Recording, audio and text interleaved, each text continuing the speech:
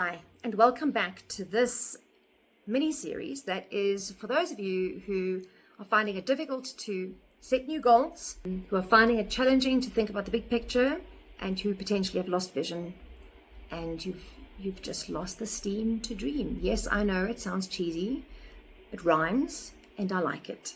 So let's talk about the fifth tip on the steam to dream. How can you inspire yourself to dream again? The fifth reason why people don't dream big is they don't give themselves permission and they don't treat it like a priority. So a number of experts have said if you were to open somebody's calendar, you would see where their values lie. So if you looked at my calendar, what would that tell you about my values? And if I looked at your calendar, what would it tell you about your values? That could be quite a challenging exercise for both of us, but it is a clarifying one. Many of us get so caught up in the daily grind that we just don't prioritize ourselves and we don't give ourselves permission to dream or to think big. So I'm part of a community called Atomics, and we're in a program called Mavericks, created by these guys, Andrew and Pete. I know that's a mouthful. If you want to know more about them, it's an incredible community, fantastic program. I'll link to it in the description. But Andrew and Pete talk about this big domino effect. So you understand this metaphor of big domino, right? You've always seen that, little row of dominoes, and then the one goes and the next one goes, and you can have these intricate patterns that just fall and fall and fall and fall and fall because of somebody taking the risk to knock over that first domino. But so many of us hold back. We don't give ourselves permission to go for that big domino, or we think we'll do it another day. So let me share with you a short example from my own life. Many years ago in my 20s, decided I wanted to get into radio. And there was a community station in Port Elizabeth, and the station manager used to do the breakfast show, which started at 6. So one morning I called into the studio at 6:10 while a song was playing, knowing that he would be in studio. Probably nobody else would be there. And he picked up the phone and he mentioned the name of the radio station, his name, and I said to him, "Hi, don't you think I have a great voice for radio?"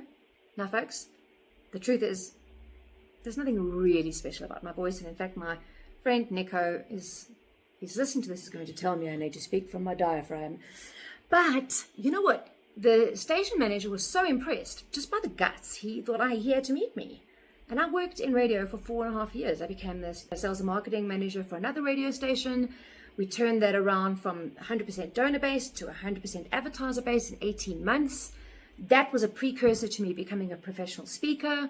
And I've now spoken all over the world. Chicago, Dubai, Muscat, Nigeria, Kenya, Mozambique. I've spoken all over the world to huge audiences on behalf of large organizations. And at least a part of that came from me just making that telephone call. What's the big domino in your life?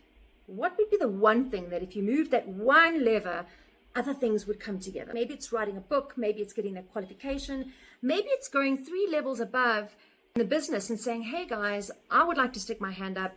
What do I need to do to get into a position like this?" Maybe it's approaching a company you've always wanted to work for.